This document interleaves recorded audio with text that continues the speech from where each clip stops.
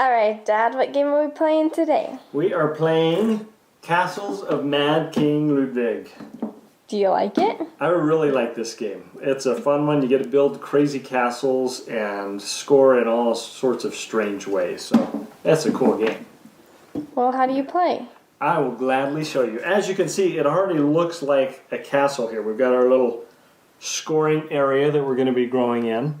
The other thing that we have down here is we've got different rooms that we're going to be building. These tell you the square footage of the rooms, the size of the rooms, and the different types of rooms that are in those piles, as you could say. There's also stairs, there's going to be bonus cards, there's all sorts of ways to get points along the way. And then at the end as well, you're going to have some unique scoring opportunities. And so, in fact, depending on the number of players you have, this is set up for 4 players. But likewise, there's a 3-player side with different areas. I'll show you what those are. So based off of the number of players, you are randomly going to select tiles from these King's bonus points. So for example, in this game, we are going to have these scoring opportunities at the end of the game. So as you can see, a lot of variety already in different things you're trying to achieve. So in this case, this is going to be your food rooms. The person that's got the most food rooms in their castle at the end of the game is going to score 8 points. Second most of those will score 4 points, 2 points, 3. And then this is going to be based off of enclosed rooms. So if you've or completed rooms, so whoever's got the most completed rooms will get 8 points, 4 points. Here, this is your living room areas, but this shows that it's the square footage. So whoever's got the most square footage of that will get 8. 8, 4, 2, 1, etc. And then this is round rooms. From your big and your small round rooms, whoever's got the most is going to score those points. So as you're building your castle, you're keeping these in mind because you're going to score points. In addition, everybody starts out with bonus cards. You're going to get 3 to start the game and you have to choose 2. But they are also going to be kept secret, and at the end of the game you'll reveal these, and there's going to be different ways to score. So for example, each of these activity rooms that I have would get me 2 additional bonus points. So those are going to be kept from players along the way. You'll also be able to get more bonus cards. So really cool way to score and ways to get points at the end of the game, but you're also going to get points during the game as you go throughout. So it's pretty cool stuff, and I'll show you exactly how that's done. Well, first off, I'll tell you, to play this game, you're going to need a table much bigger than this, because this is not enough to build our crazy castle. So that aside, we'll proceed with just one castle being built here to show you how it's done. One person is going to be designated to start as the master builder, and this will change throughout the game. In this case, it's going to be the green player, and then in turn order, they're already getting some points along the way. So yellow, blue, and then red.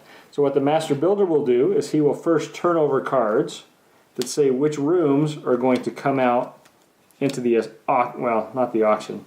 Essentially, these are going to be what's set out. So he'll have a 400 room, a 500 room, a 350 room, and we need to get a couple more of those. 450, 300, a 200, and another 200.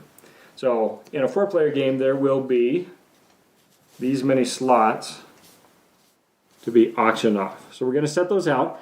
They are not set in the order of which you draw these cards, but instead the master builder gets to choose where they're priced.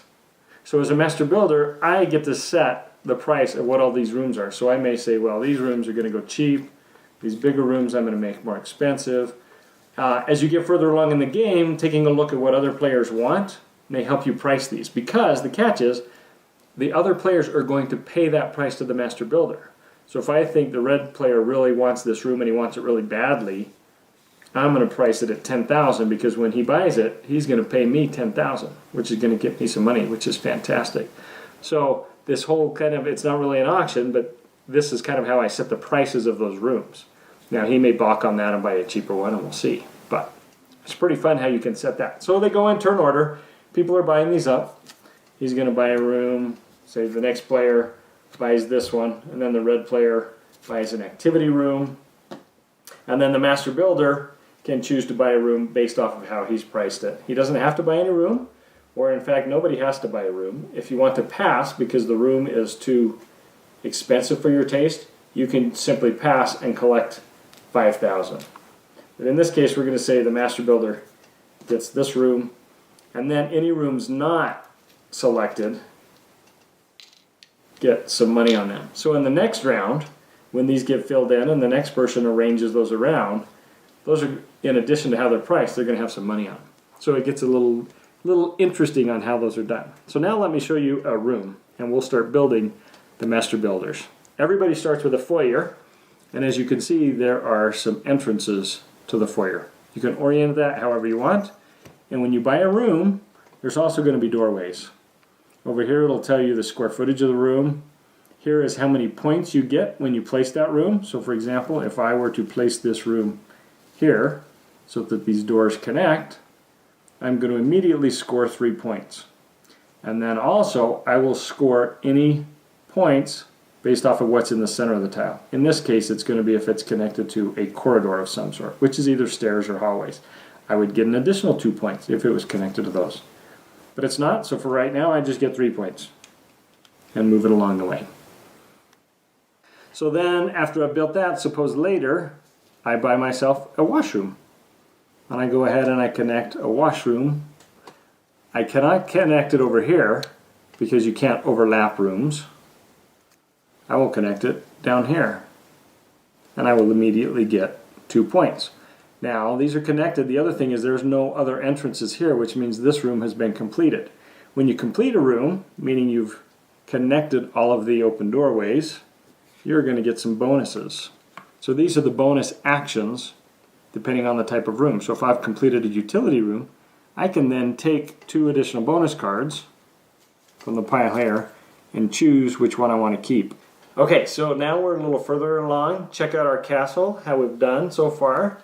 What's really cool is we actually were lucky enough to be able to get this broom closet right in there and complete it. So that was a completed utility room, which gave us more bonus cards. We've got a few things going on. We have a garden area. You can see there's a rail fence on one side of each of kind of the garden or the outdoor areas. You can't put anything adjacent to those, so we haven't. But we also completed that, which gave us a bunch of money. We were able to put an activity room out on the end of that and connect it with 7 points, and we put it in an area where it didn't suffer any of those penalties because it was next to an outdoor room, which is pretty slick.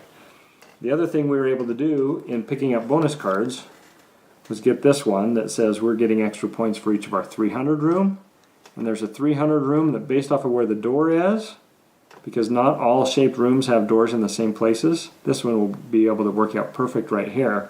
So we're going to pay the master builder 8,000 on our turn if no one takes it first. And we're going to set this right up over here because that fits in very nicely. And that's going to give us 1 point plus 3 bonus points because we connected it to, or it's connected to one of the living areas, which is great. So there's 4 more points for us. But that's also moving us closer to having the one with the most food rooms. We're looking to get some connected rooms. You know, maybe we're going to be buying some more purple as well.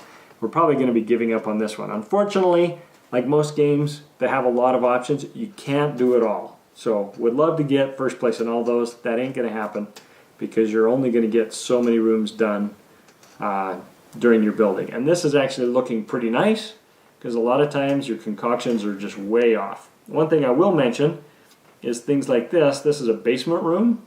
For a basement room, you will have to have built some stairs that go down into the basement before you can build a basement room.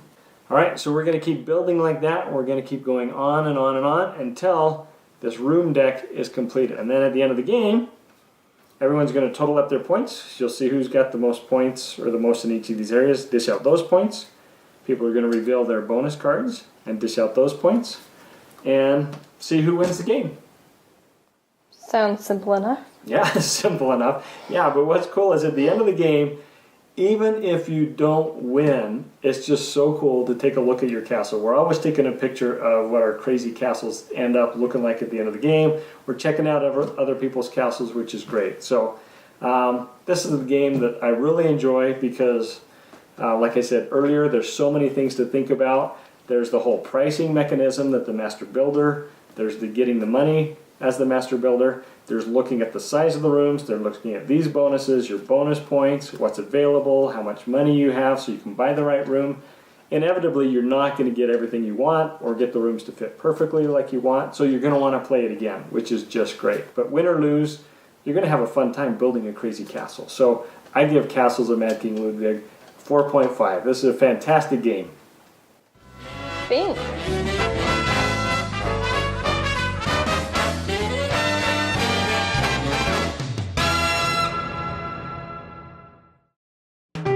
Thanks so much for watching the Dice Tower videos. Find more great videos and reviews as well as our top-rated audio podcast at Dicetower.com. You can also find other great shows at Dicetowernetwork.com.